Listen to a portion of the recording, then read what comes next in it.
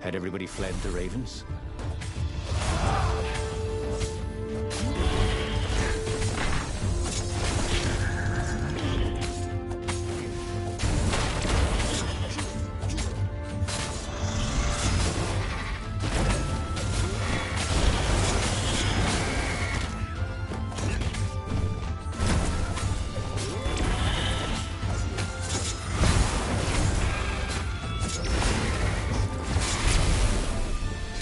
The Ravens had taken the town. Renato had seen villages emptied like this. All the people taken away to be sacrificed in the Emperor's secret rituals. Renato hoped the people were just hiding.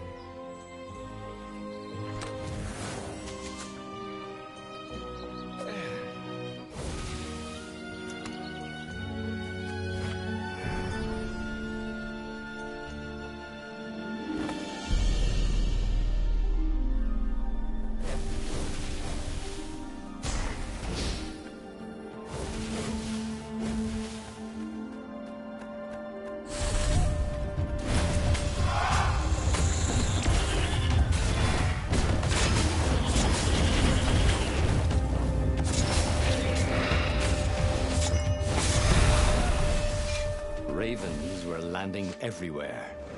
The advance guard. He'd better get moving. If they got to Lupino first, they'd eat him for breakfast. Or a snack. Ravens weren't picky. If they got hungry, they sometimes forgot to interrogate their prisoners. Even top spies like Lupino. Well, unless he really was a traitor, obviously. Then they'd probably pin a medal on his chest.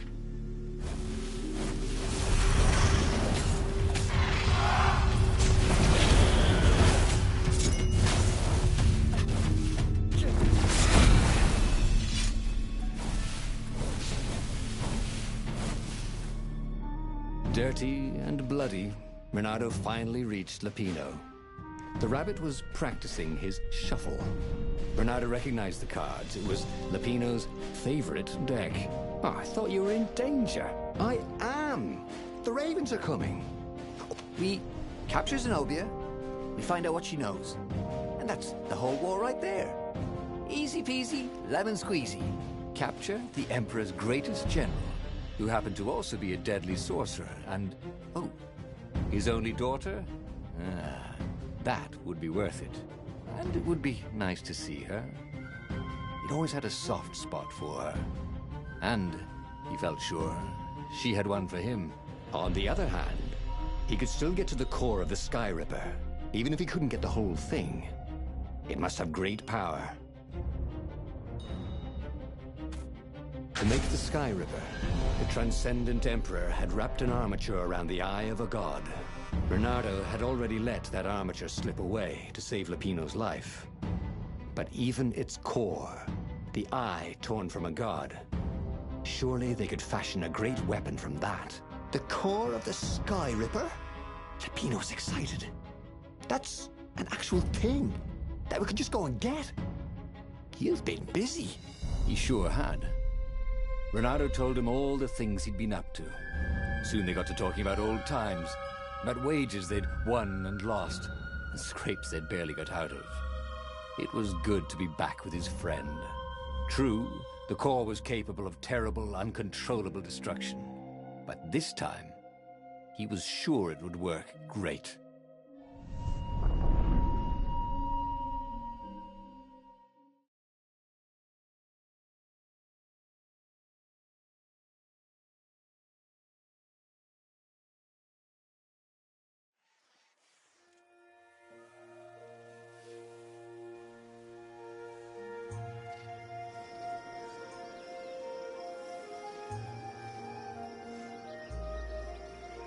It's beautiful here, thought Renato. It was nice to be back with his old war buddy. All right. Lupino was a traitor. But still, it was good company.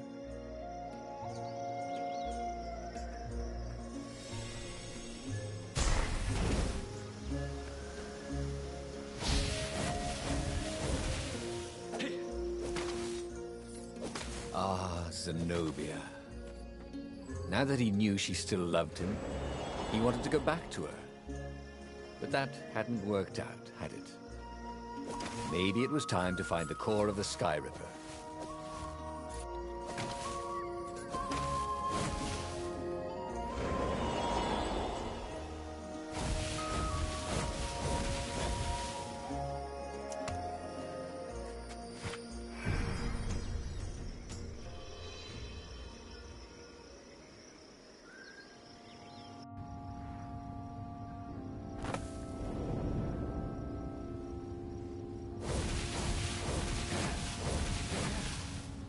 There was something sour in the air. Like the earth had ruptured over something that had been fermenting for a very long time. What are you guys dressed up as for Halloween? Just wondering.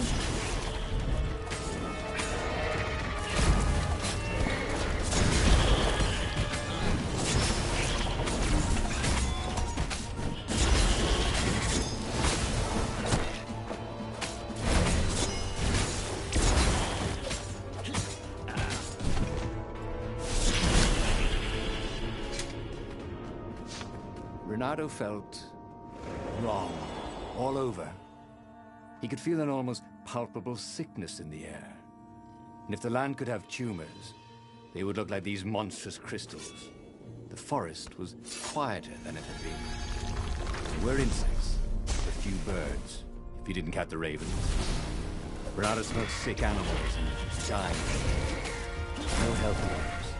I'm getting a bad feeling about this, Renato thought. Maybe Lapino was right. Maybe he should have kidnapped Zenobia instead of coming here.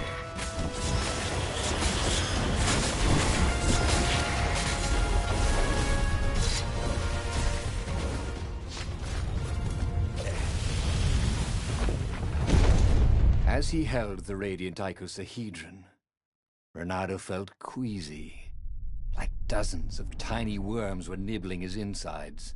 It wasn't healthy to be so close to the eye of a god. How could he use it? He could take it to the observatory. The scientists there could tell him how to harness its ancient power. But honestly, Renato ached to get away from it. He brought the core back with him to the Farfarer. But honestly, Renato ached to be rid of it. Tell you what, said Lapino. I'll take it to the observatory. You attack the Imperial outpost. The Imperial outpost was a vital communications node. Taking it could shatter the Empire's ability to coordinate. And it would be full of secret plans and maps and maybe even rebel prisoners. It was a good target for a hero like Renato. But what if Lapino lost the core to the Empire? That could be a good thing, couldn't it? Was Renato ready to take that risk? Maybe it was better if he brought the core to the scientists himself.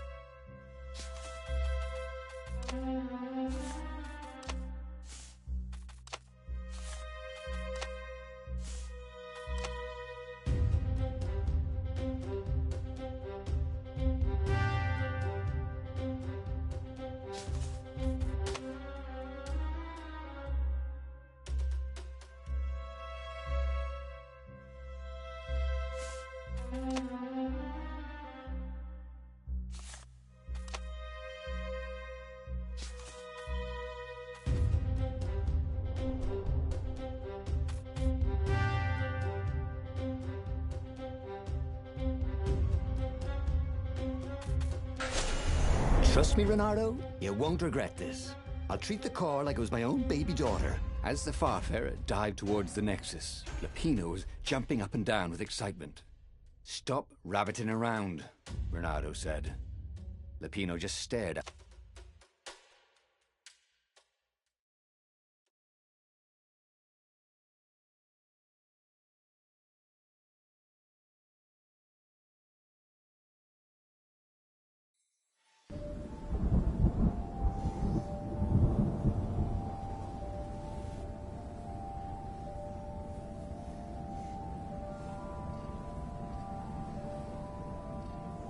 As Lupino vanished into the wilds of the Nexus, Renato vaguely remembered Lupino had a baby daughter, didn't he?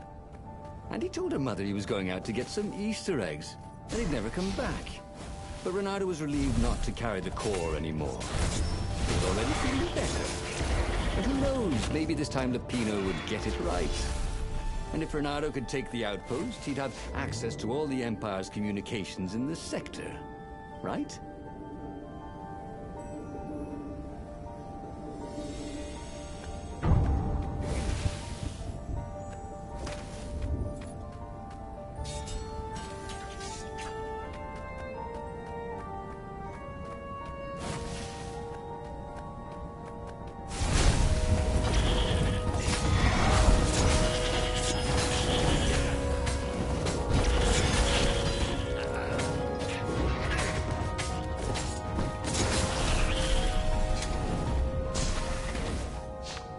Renato caught his breath.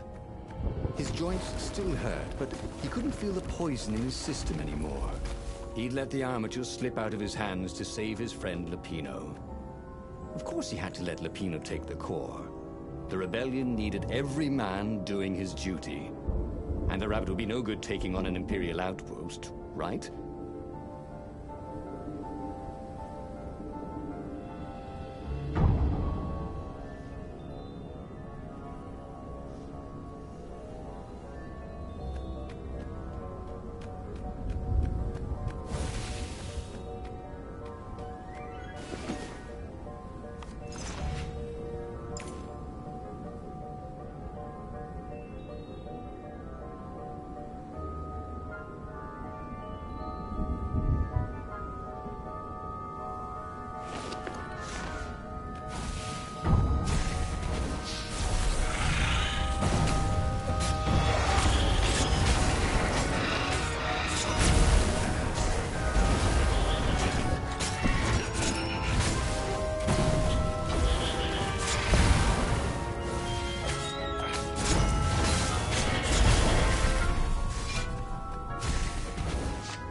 Renato took the outpost with a song in his heart.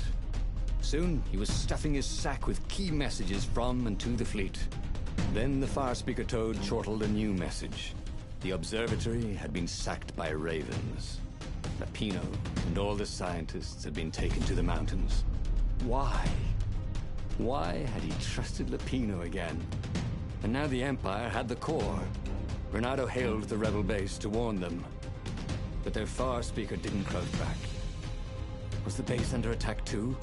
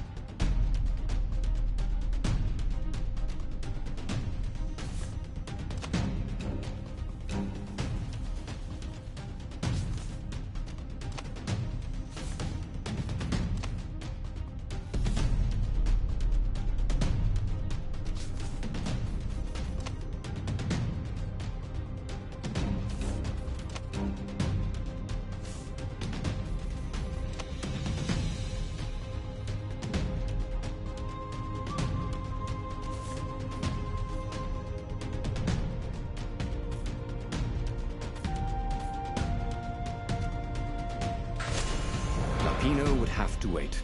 The core would have to wait. Renato had a very bad feeling that something was going terribly wrong at the rebel base. Its location was secret, but secrets can be discovered.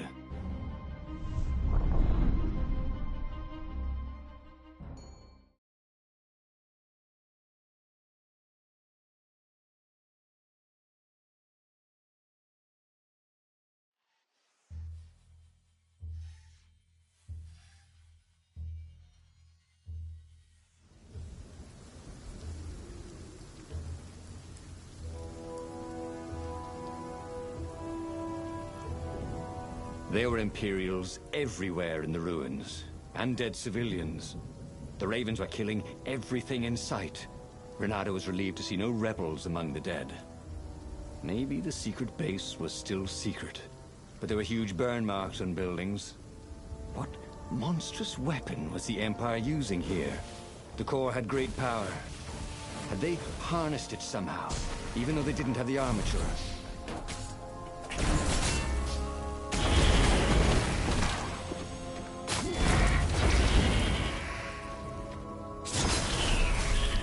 He thought about Hypatia. Oh, she'd been an amazing rabbit. She could talk to him about comics, and talk to her son about history and battles, and talk to scholars about the ancient tomes hidden deep in the vaults of the Library of Ubar. Oh, Renato really missed her.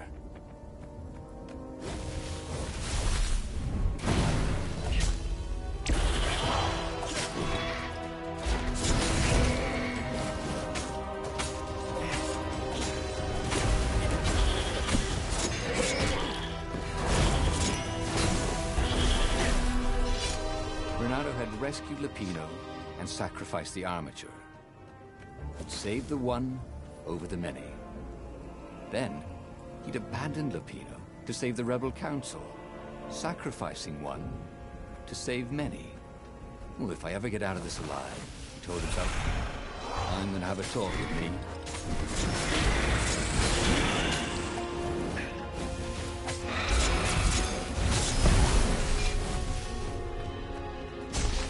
He could smell charred flesh and hear screams. The ruins were on fire. But the Ravens had rigged up the core as some kind of burning ray. They wouldn't need to know the secret location. They were burning everything. It was killing them too. Their black feathers littered the path. He would have to take the core from them. It was the last thing he wanted to do. The rebel base seemed quiet. That was good. Also, it seemed to be burning. That once.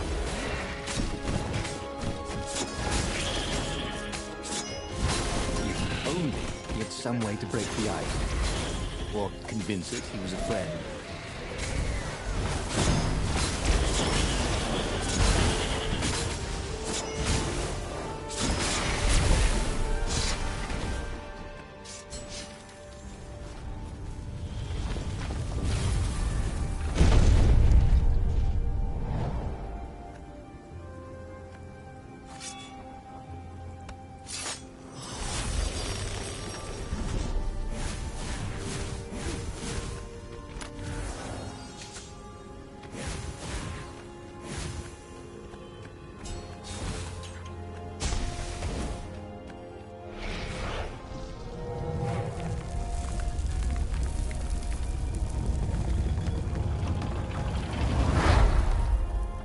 As the last Raven fell, Renato felt worse than he ever had.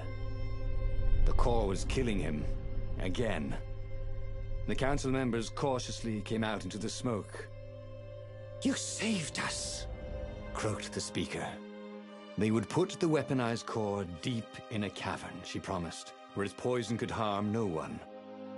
They would heal him if they could, she said. No, he's a weapon now. We need one. I'll lead the charge. "It will kill you," croaked the speaker. "I guess it already has," Renato said. She bobbed her head gravely. "When all this is over," she said, "we'll name our new capital city for you." He flew towards the Imperial fleet. A myriad ships in disciplined formation, waiting for the signal to destroy the rebellion forever. Behind him, the rebels were charging. If he failed, they would die. And so the final battle began.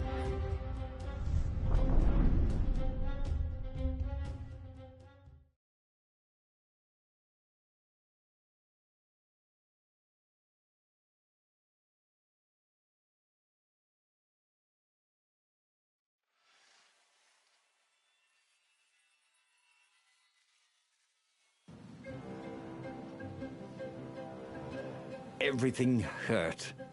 It was unpleasant. To fight this way. With each blow he struck with his sword, he felt weaker.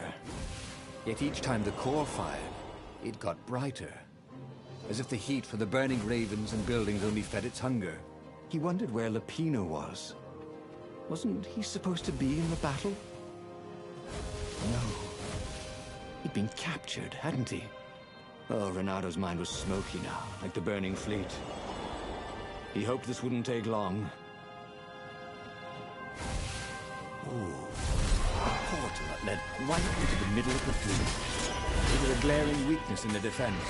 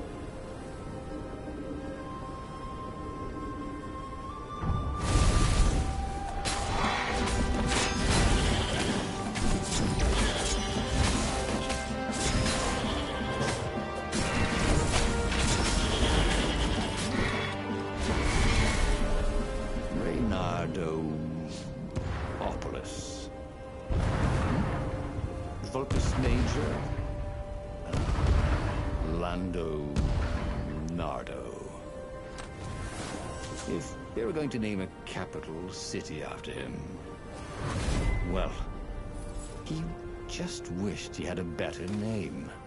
Where was Lapino? He missed Lapino's bitter outbursts. Or did he? Lapino had gotten him into this mess, hadn't he?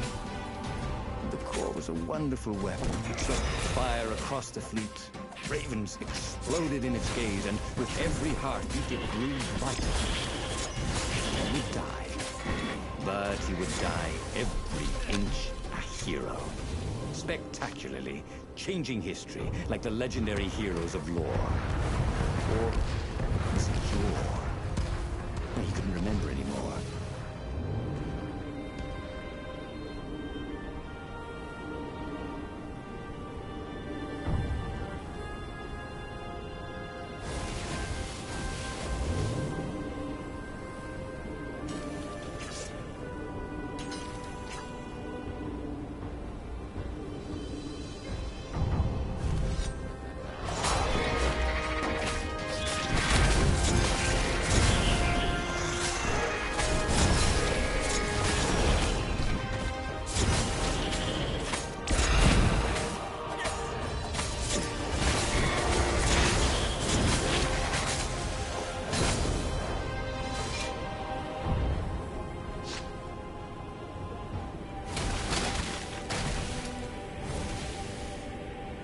Renado fell to his knees. The Emperor's bodyguards were lined up before his ship. Fierce ravens, all. And Zenobia. She was conjuring. He could not take another step. All he could do was fire the core. The ravens, Zenobia, the ship, all burst into flames, disintegrated, and blew away. So they had one, after all. The core grew brighter. He shielded his eyes, but he could still see it through his sleeves and through the flesh of his arm. And then he felt heat, as the fire grew to consume both fleets. And then he felt nothing.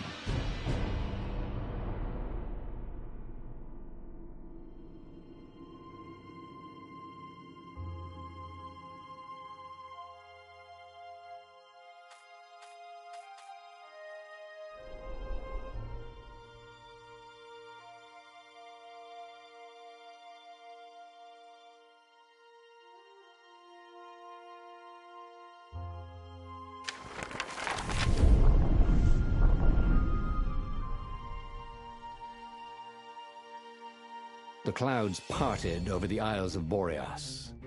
It was time to choose. The rebellion was in trouble. Ravens were scouting for the secret rebel base. They needed a game changer. Pieces of the Sky Ripper had surfaced. Bernardo knew that using it could go catastrophically wrong. But he was sure he could figure out how to use it safely. Also, a temple had risen out of empty desert. The Iblis stone was hidden there. It was a dangerous artifact. It could corrupt its user into a bloodthirsty monster. Maybe he could find a way to use it, to take its power without surrendering to its wickedness. And also, his old friend Lapino needed rescuing. Of course, Bernardo had a pretty strong suspicion that Lapino had betrayed the rebellion, and he had a gut feeling that he needed to use that to his advantage.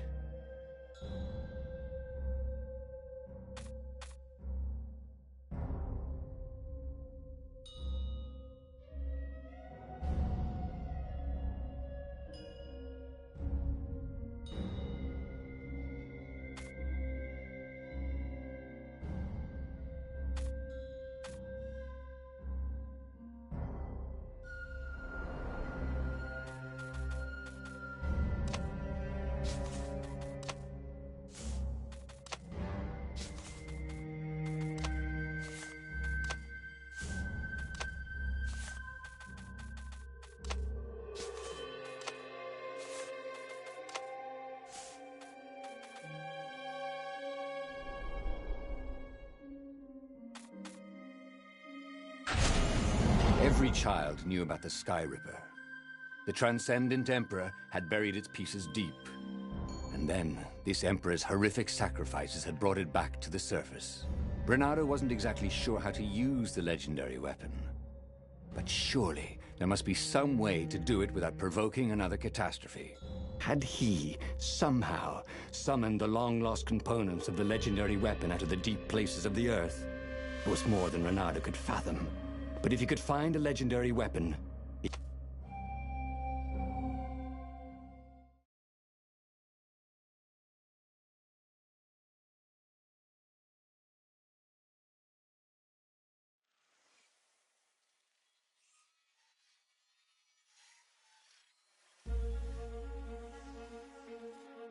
As he set foot on the island, Bernardo couldn't help feeling a bit curious. Was Lapino still waiting to be rescued?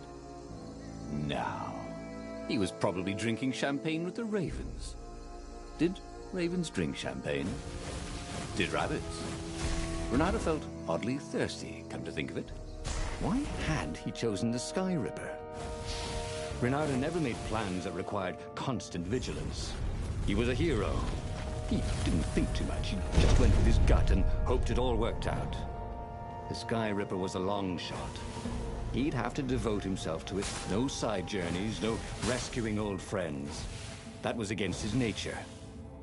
Could he stick with it?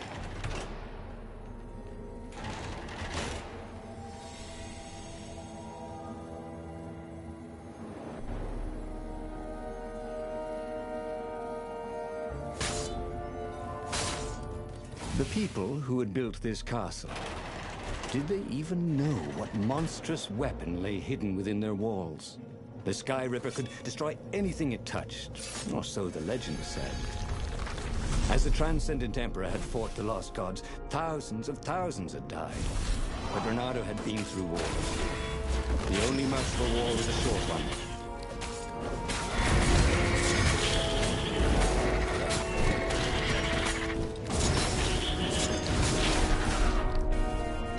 Bernardo felt new powers, ready to blossom within him, or something.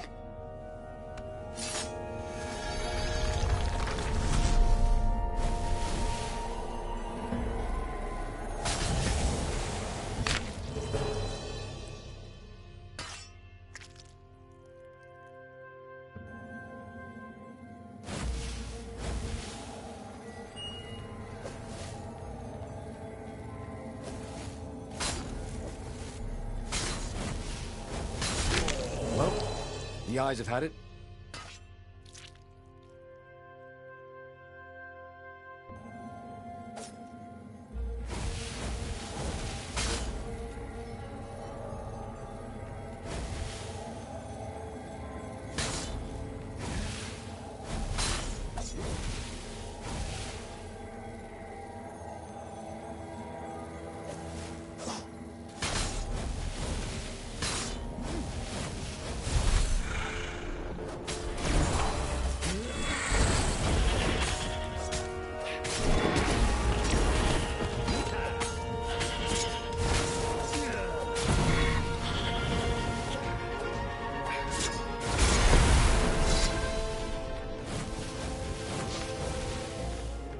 Open, says me.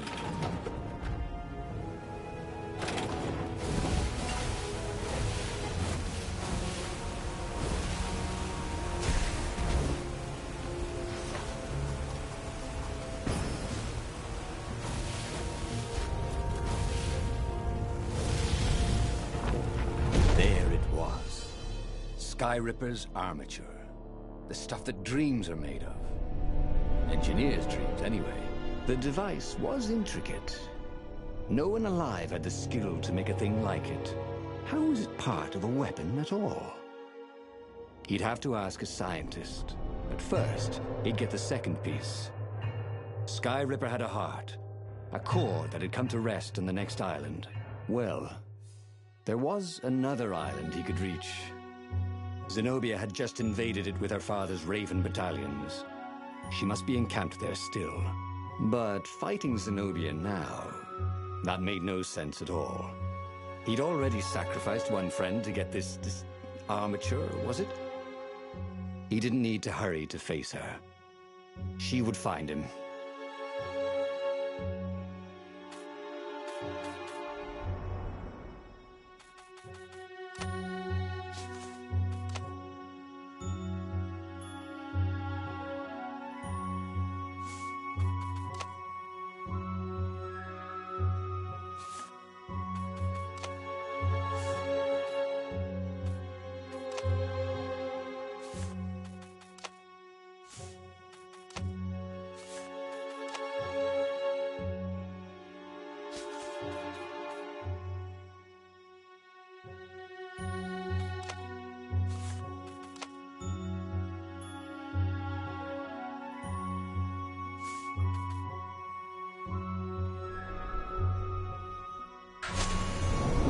Asked himself why he changed course to confront Zenobia. He'd no idea. Sometimes he would just do things, and he could never figure out why he'd done them. Usually, they worked out. After all, he was a hero.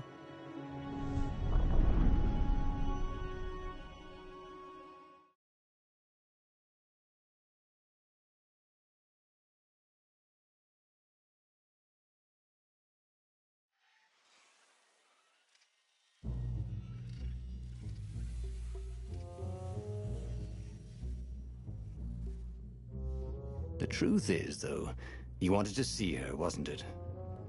It had been a dozen years since Swordfu School. He'd followed every rumor about her, every scrap of news. Not that he still loved her. After all, she was his enemy. No, it was solely because, know your enemy. All right, maybe he should stop pretending. He knew exactly how she felt about him. But their love affair always ended with a tragic death. Unless, maybe he could find a way to dodge tragedy. Surely he could, couldn't he? You are interrupting story time. Caught the lead, Raven. Now I'll never find out how it ended.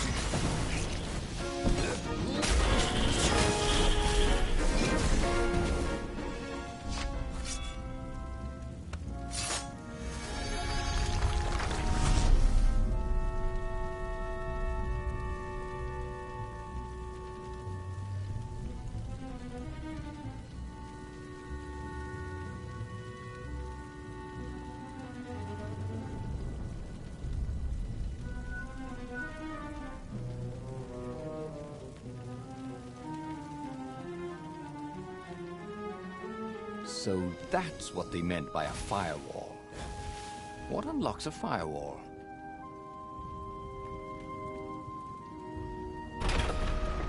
He couldn't do worse with Zenobia than he'd done with the core, could he?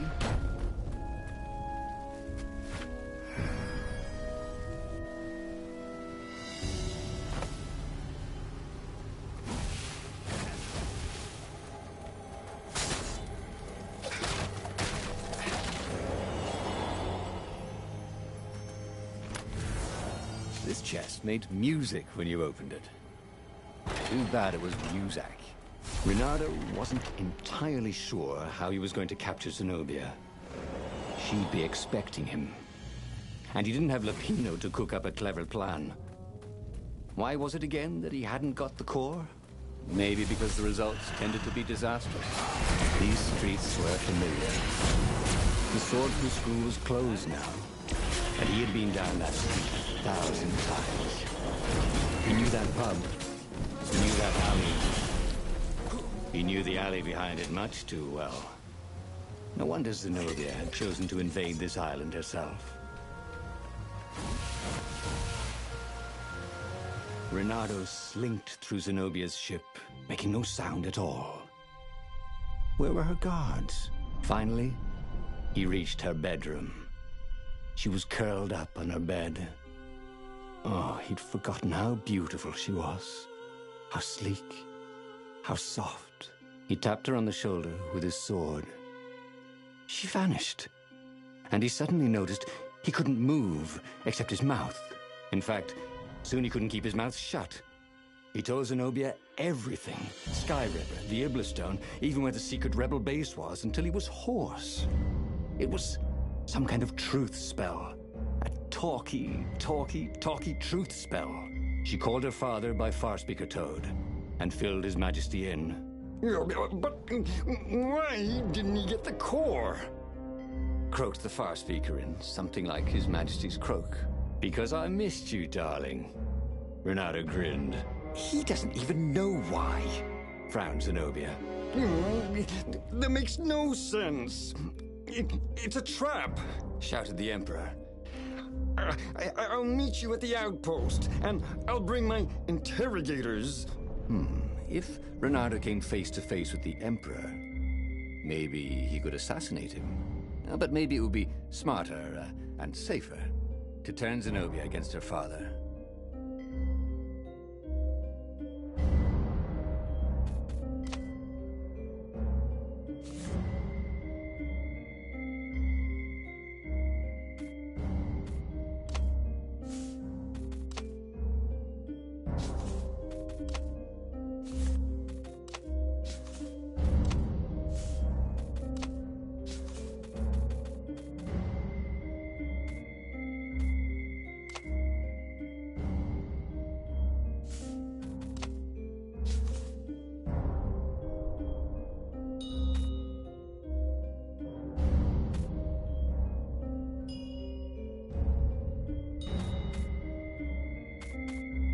You're lying, she said. Somehow you're lying. The spell hadn't worn off yet. He had to tell the truth. The trick was in making sure she wouldn't believe it. The core is perfectly safe, he said. And he tried his hardest to sound sincere. So is the Iblistone. In fact, I was trying to get them myself. Fine then, interrogators it is, she said angrily. I gave you a chance. The Emperor's interrogators were not especially gentle, even by weasel standards.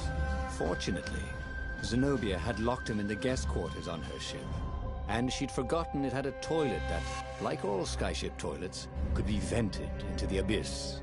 This was not the sort of slippery fox he wanted to be, but just as they were about to land, he threw the latch, wrinkled his nose, and leapt through the open latrine.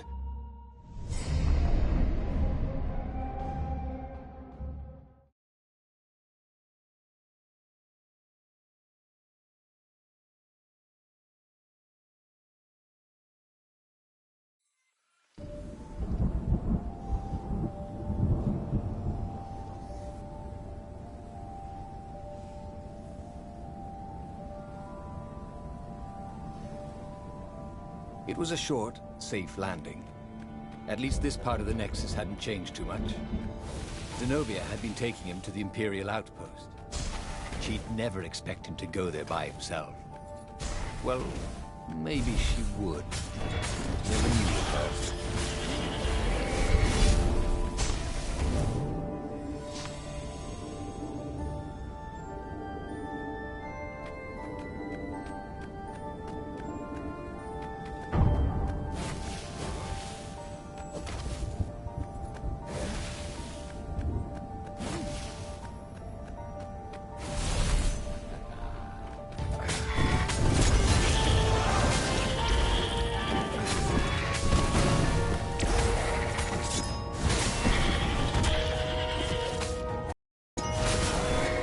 Post personally, this could be good.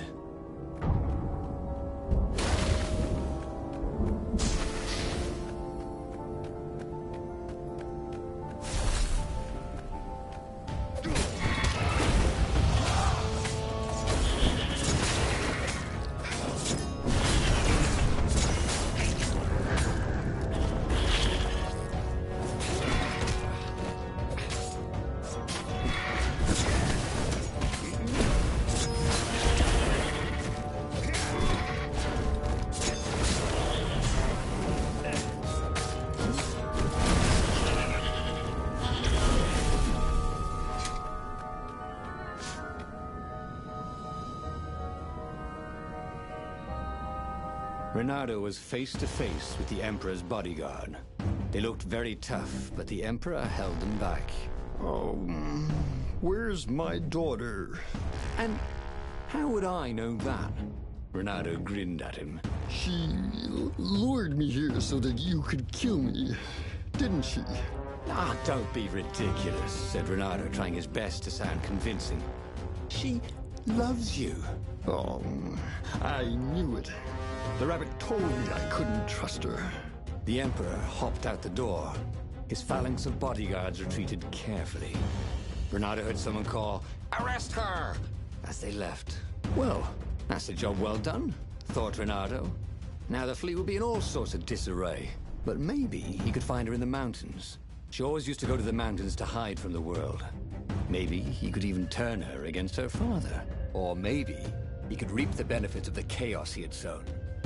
It was time to report to the Rebel Council, and then launch the attack on a divided and very confused Imperial fleet.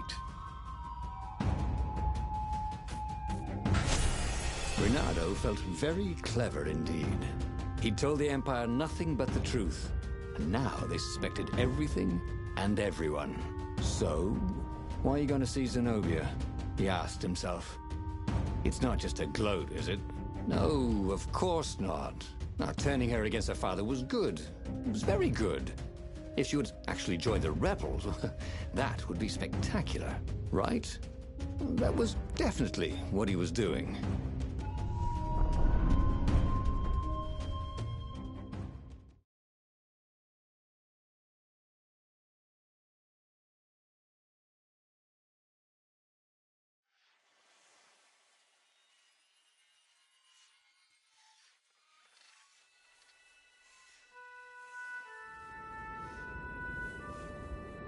He wondered if he should have just told her the truth about her father. The Emperor had adopted her from a stray. That was the source of all her loyalty. But even then, he'd been dreaming of a bargain with the lost gods. They alone could make him immortal. The Emperor would have to seal that bargain with the life of someone who truly loved him. And who else truly loved the Emperor? But how could Renato tell her that now? Why would she ever believe him?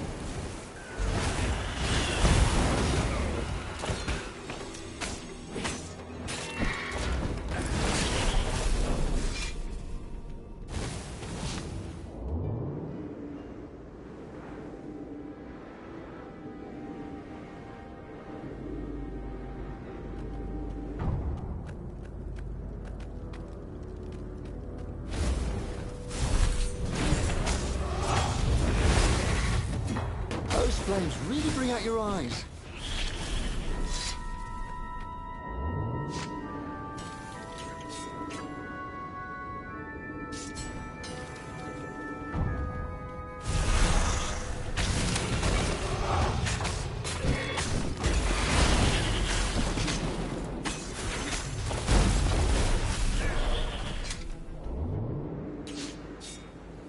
The funny thing was, she should have trusted him. He told her the truth, the whole truth, and nothing but the truth. Oh, all right. The truth was, he'd played her like a fiddle. And how often had he ever done that? She was so smart. Smarter than him, really.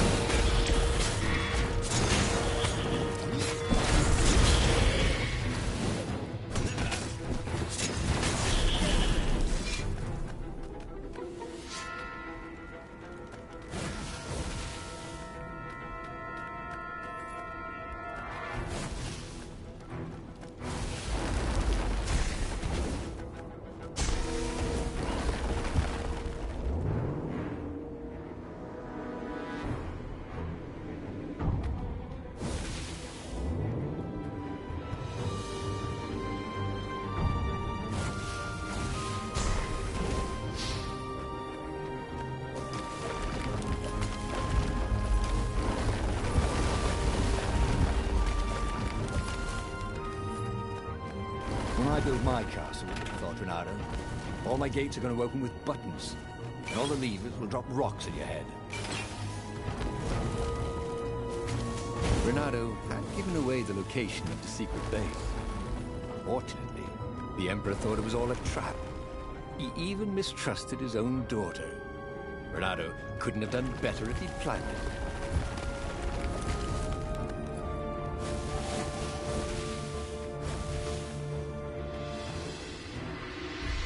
What have you done to me?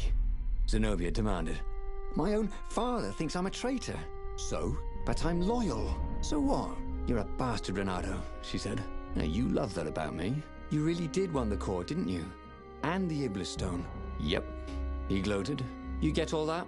She said to the far speaker toad he'd failed to spot. I am so relieved, my daughter, said the far speaker. And Zenobia got into her ship and flew off. Damn it. The old far speaker trick. How had he missed it? This was very bad. Zenobia back in her father's good graces, and both of them ready to use the core and the Iblis stone. He got back on the Farfarer. Briefly, Renato thought of fleeing. The odds were surely against him. Never tell me the odds, he told himself. Odds confused him. He preferred to trust his gut. And so he sailed on to attack the fleet. Alone, if necessary.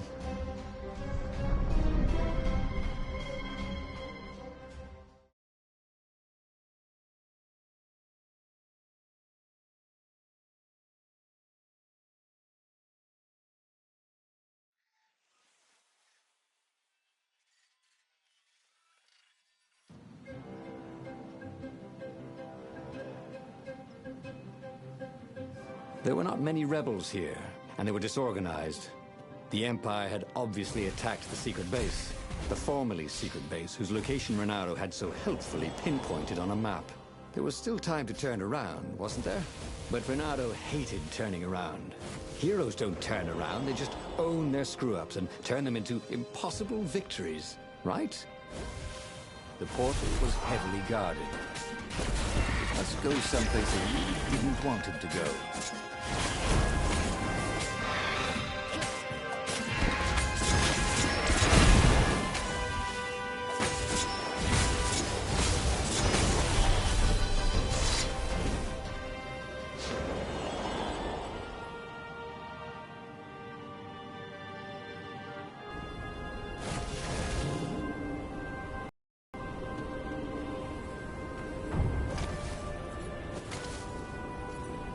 Hey, I got this friend who's a swan. Can you join up?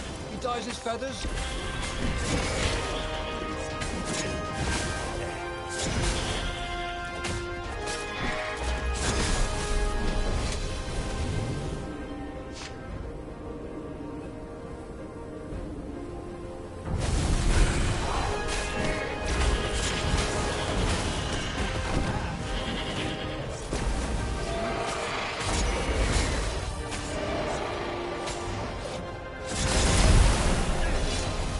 The odd thing was, Bernardo's personal battle was going fairly well. The Ravens immediately in front of him were no quicker or tougher than usual. Where was the power of the core? Blasting him off into the abyss. And where was Zenobia? She must be up to something. But whatever it wasn't his problem. Not yet, anyway. It was all going surprisingly well.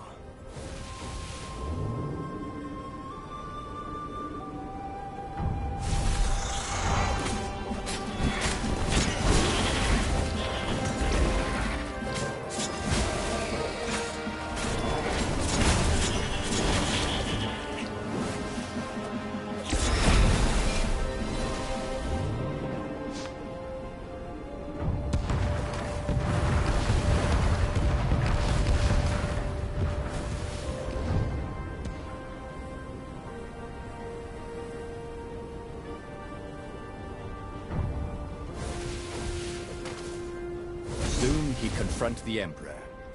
Again. This time, he'd make an end of it. He'd screwed up last time, but he had a good feeling about it this time.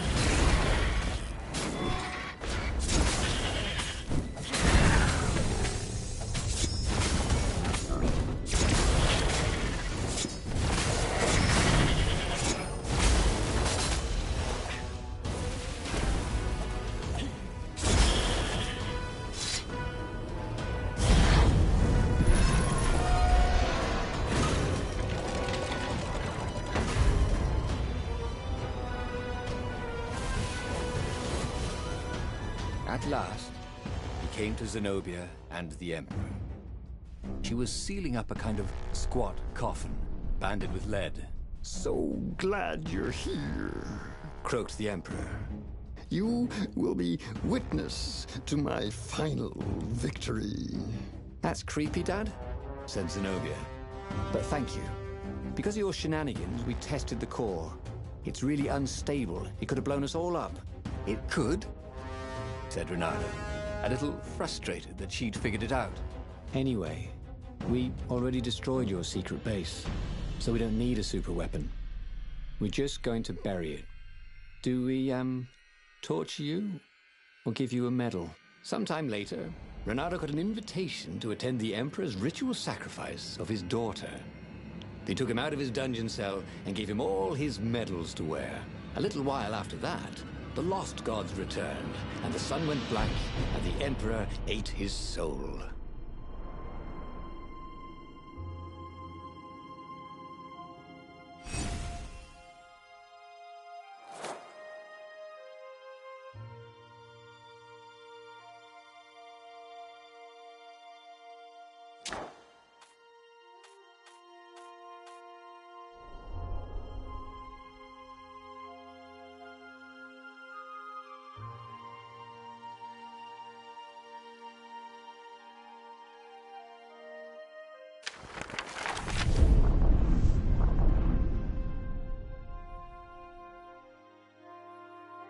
The clouds parted over the Isles of Boreas. It was time to choose. The rebellion was in trouble. Ravens were scouting for the secret rebel base. They needed a game changer. Pieces of the Sky Ripper had surfaced. Renato knew that using it could go catastrophically wrong. But he was sure he could figure out how to use it safely. Also, a temple had risen out of empty desert. The Iblis stone was hidden there. It was a dangerous artifact. It could corrupt its user into a bloodthirsty monster. Maybe he could find a way to use it, to take its power without surrendering to its wickedness. And also, his old friend Lapino needed rescuing.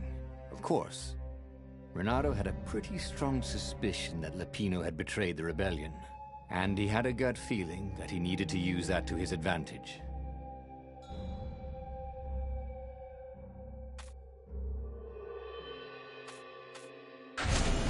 Every child knew about the Sky Ripper. The Transcendent Emperor had buried its pieces deep. And then, this Emperor's horrific sacrifices had brought it back to the surface. Renato wasn't exactly sure how to use the legendary weapon. But surely, there must be some way to do it without provoking another catastrophe. Had he, somehow, summoned the long-lost components of the legendary weapon out of the deep places of the Earth? It was more than Renato could fathom. But if he could find a legendary weapon, he would use it.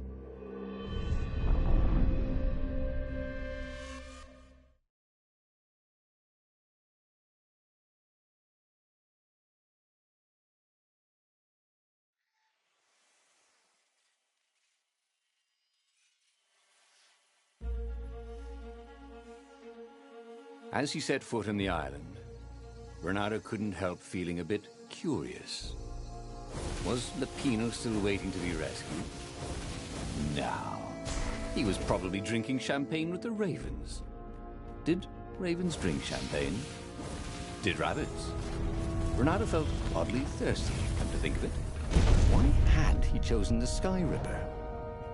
Renato never made plans that required constant vigilance. He was a hero. He didn't think too much. He just went with his gut and hoped it all worked out. The Sky Ripper was a long shot. He'd have to devote himself to it. No side journeys, no rescuing old friends. That was against his nature. Could he stick with it?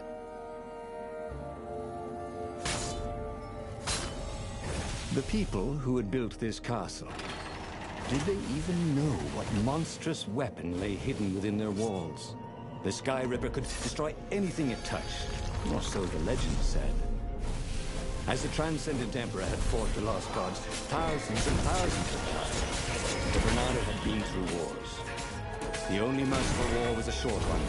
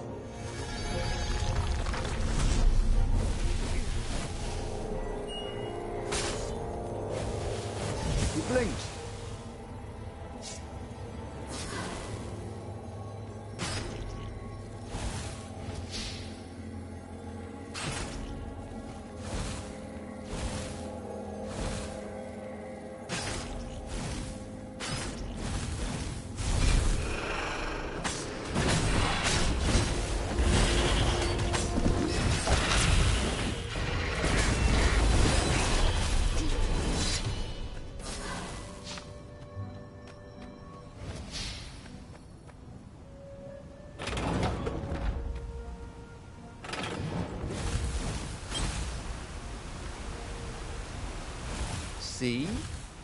That wasn't so hard.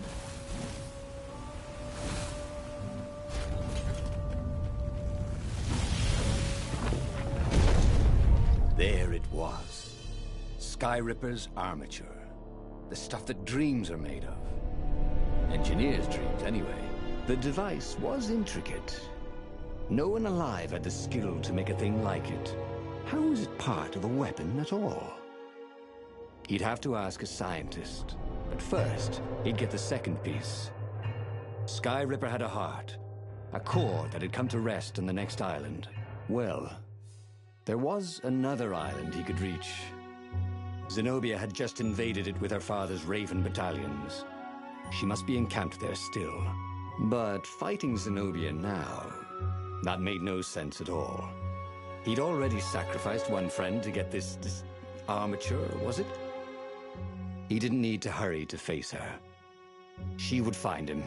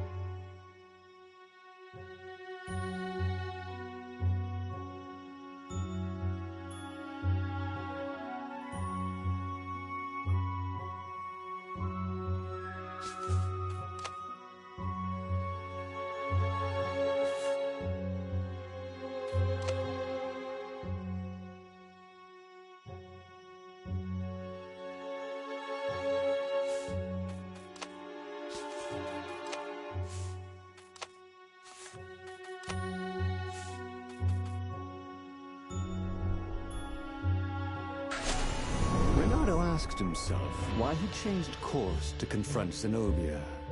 He had no idea. Sometimes he would...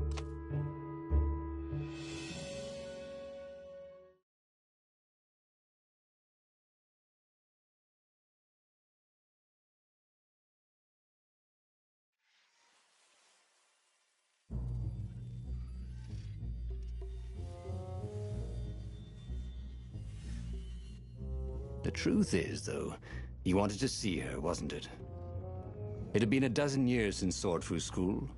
He'd followed every rumor about her, every scrap of news. Not that he still loved her. After all, she was his enemy.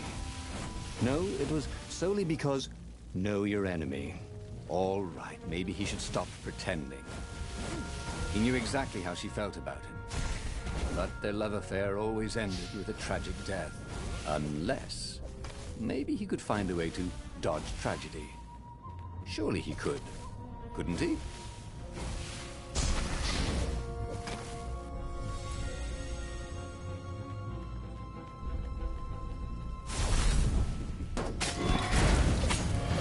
I get tired of doing that, thought Bernardo.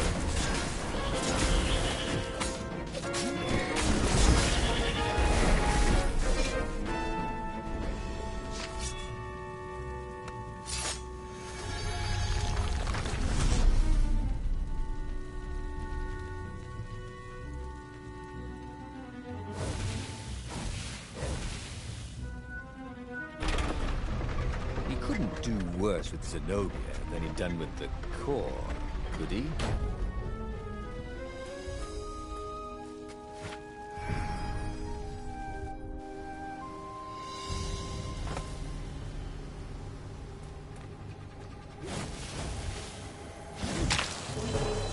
I can't be dying, he thought. I'm the hero.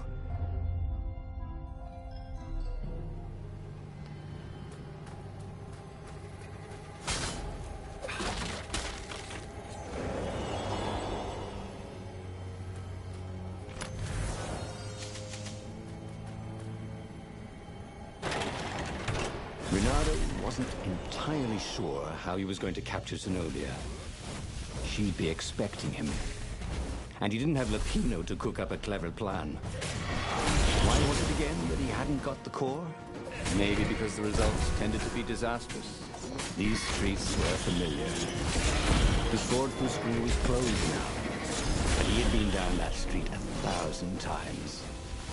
He knew that pub. He knew that alley. Reynardo slinked through Zenobia's ship, making no sound at all. Where were her guards? Finally, he reached her bedroom. She was curled up on her bed. Oh, he'd forgotten how beautiful she was. How sleek. How soft. He tapped her on the shoulder with his sword. She vanished. And he suddenly noticed he couldn't move except his mouth. In fact, soon he couldn't keep his mouth shut. That makes no sense. It's a trap. Shouted the Emperor. I'll meet you at the outpost, and I'll bring my interrogators. If Reynardo came face to face with the Emperor, maybe he could assassinate him. But maybe it would be smarter and safer to turn Zenobia against her father. What are you doing? Asked Zenobia. Did you ever wonder why the Emperor adopted you? He asked her. She shook her head. He told her. His Majesty wanted to bring the lost gods back. They could make him an eater of souls, an immortal.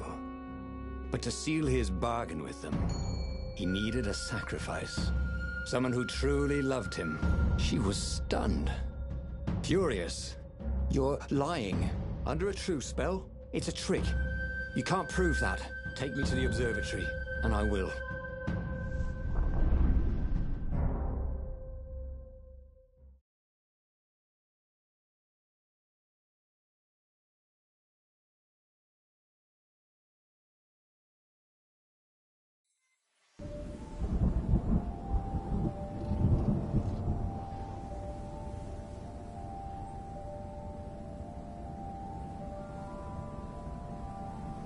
What kind of proof could you possibly have? She said as they landed on the Nexus. Your father ritually sacrificed a village, and he left witnesses. The scientists resurrected one. Well, it's not really alive, but it can talk. A true witness. She frowned. The dead can't lie. Well, I bet they could. They just don't have any reason to. She nodded grimly. You go on ahead. I don't want the Ravens to see me.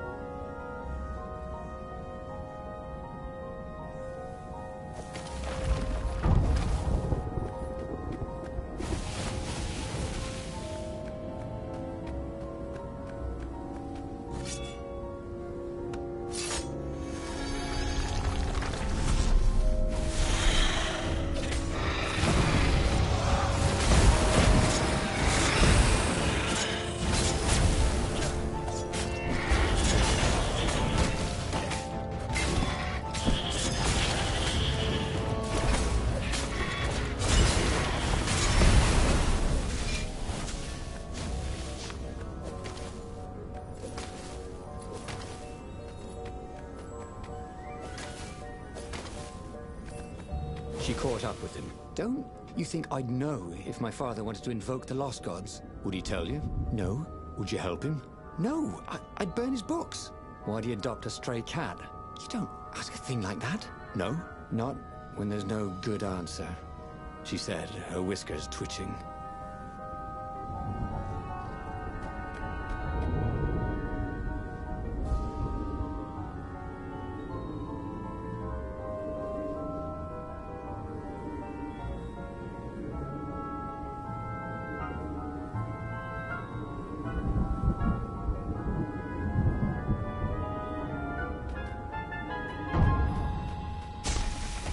With all the secrets he revealed to the Emperor, the Ravens were probably heading for the secret base.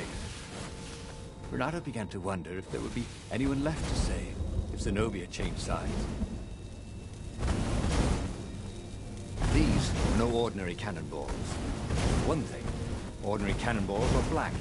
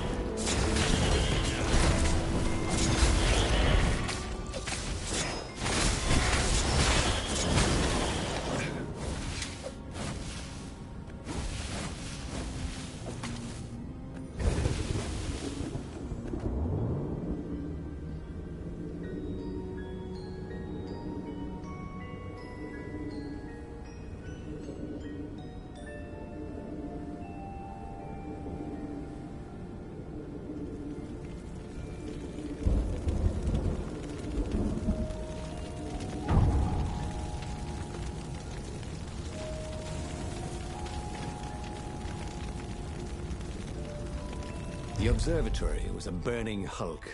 Dead scientists and black feathers everywhere. The Ravens had burned the reanimated witness to cinders. Renato was stunned. There goes my proof. These were scientists, not rebels, Zenobia said, upset. I don't know. Let's go to the fleet and ask him. Yes. I'll meet you on the mountains. There's something I have to get first. But could he afford to meet her in the mountains? He'd given the Empire the location of the secret rebel base. They would need rescuing. Bernardo was torn. He wanted Zenobia to see the truth of her father. But she could get the truth out of her father faster without him tagging along. Meanwhile, the fleet would soon be knocking on the door of the secret rebel base. Bernardo had better be there when they did.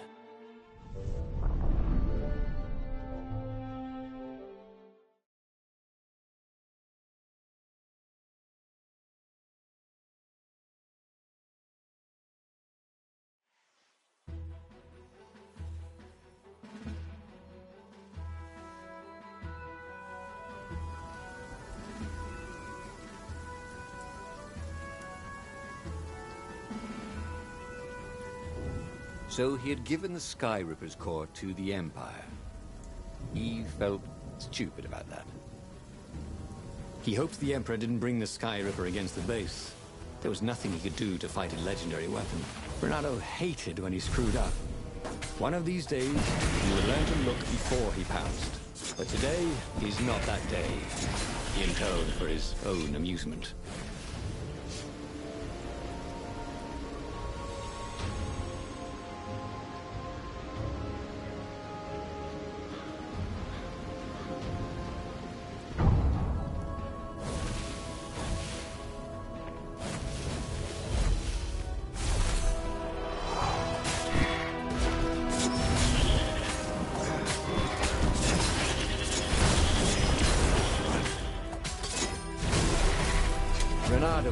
Renato decided not to tell the Council he'd given the Empire Sky Ripper's core and the location of the secret base. They needed him in battle, not in the brig, right?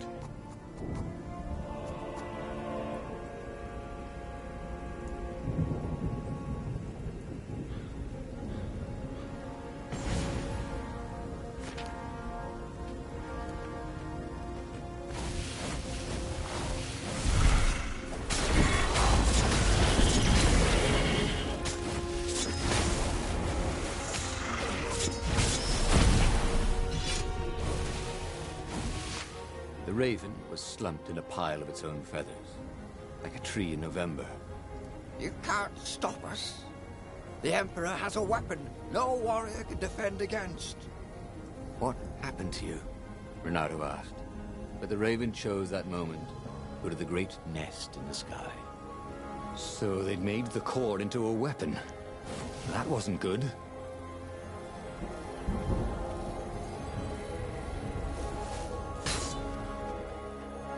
Say goodnight, Gracie, said Renato, wondering who Gracie was.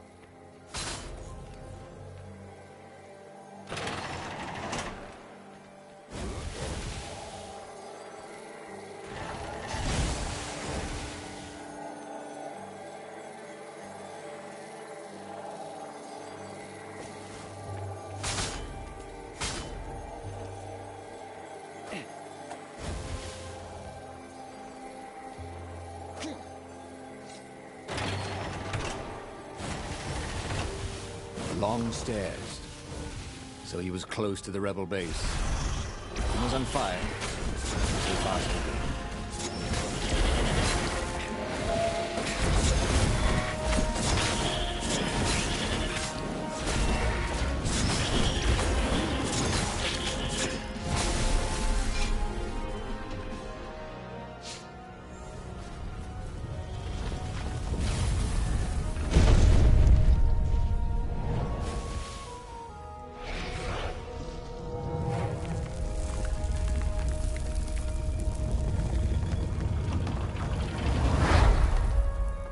Renato had never slain so many ravens. The secret base was going to stink of burnt feathers for months. The council speaker was confused. Our spies say Zenobia has gone berserk. She attacked and destroyed an entire squadron of dropships. This was amazing good news. He'd shown her the Emperor's evil. Now she'd gone over to the rebel side. Now is our moment. Attack! Renato exulted. They could win this thing. Zenobia commanded half the fleet. Who would follow the mad Emperor when they could follow his heir, who was wise and smart and a brilliant sorceress besides? But what about the core and the Iblis stone? What evil could the Emperor wreak with those? As he closed in on the Imperial fleet, Renato liked his odds.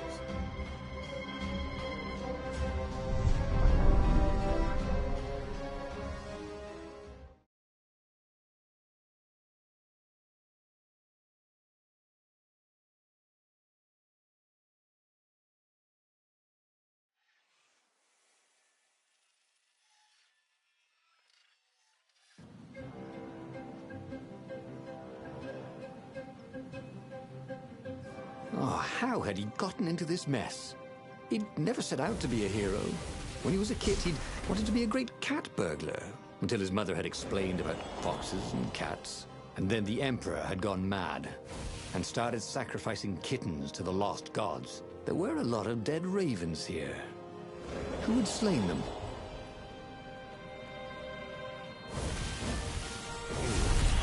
A portal that led right into the middle of the fleet.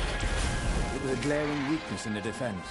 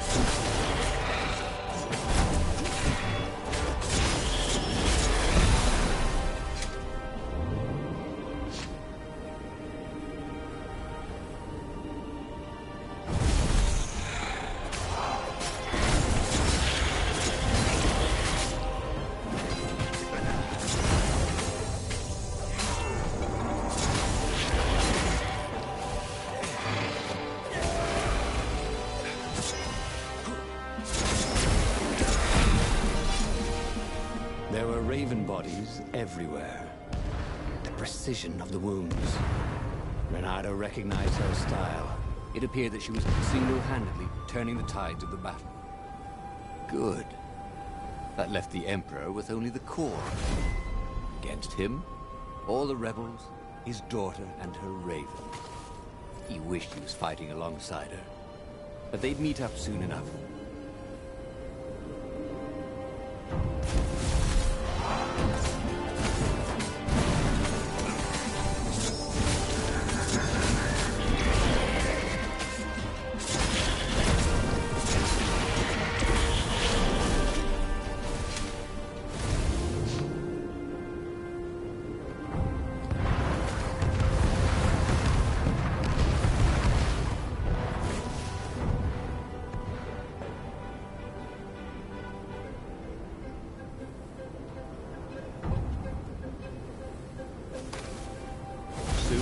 Confront the Emperor. Funny that this whole war had come about because the Emperor feared death. And now it was coming for him. There was some sort of lesson there, wasn't there?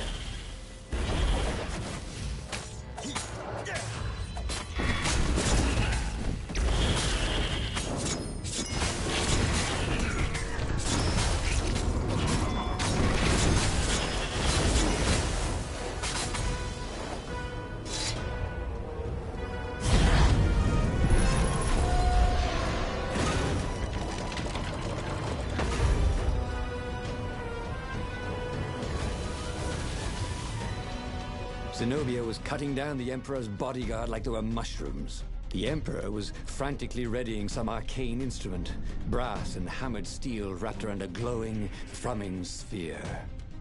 Skyripper's core. Zenobia! Bernardo shouted. But he had no idea what else to say. Revenge! She shouted as she cut the last bodyguard down.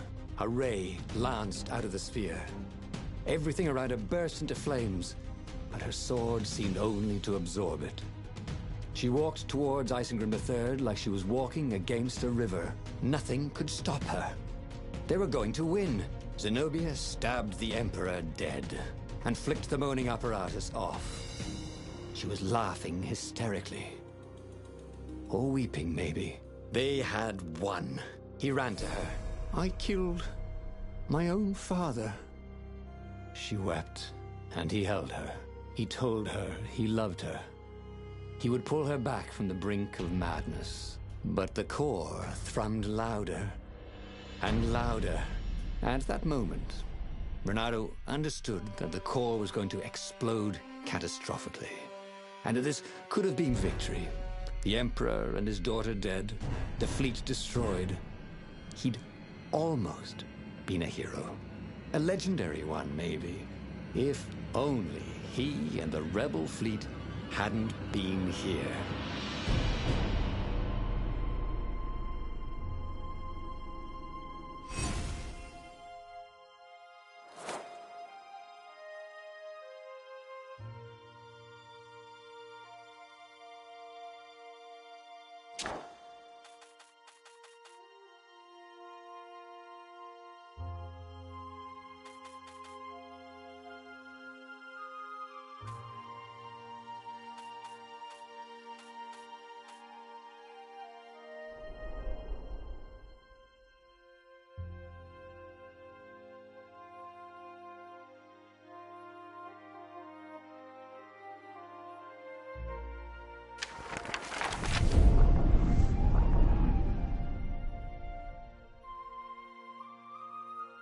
The clouds parted over the Isles of Boreas. It was time to choose. The rebellion was in trouble. Ravens were scouting for the secret rebel base. They needed a game changer. Pieces of the Skyripper had surfaced. Bernardo knew that using it could go catastrophically wrong. But he was sure he could figure out how to use it safely. Also, a temple had risen out of empty desert. The Iblis stone was hidden there. It was a dangerous artifact. It could corrupt its user into a bloodthirsty monster. Maybe he could find a way to use it. To take its power without surrendering to its wickedness. And also, his old friend Lapino needed rescuing. Of course, Bernardo had a pretty strong suspicion that Lapino had betrayed the rebellion. And he had a gut feeling that he needed to use that to his advantage.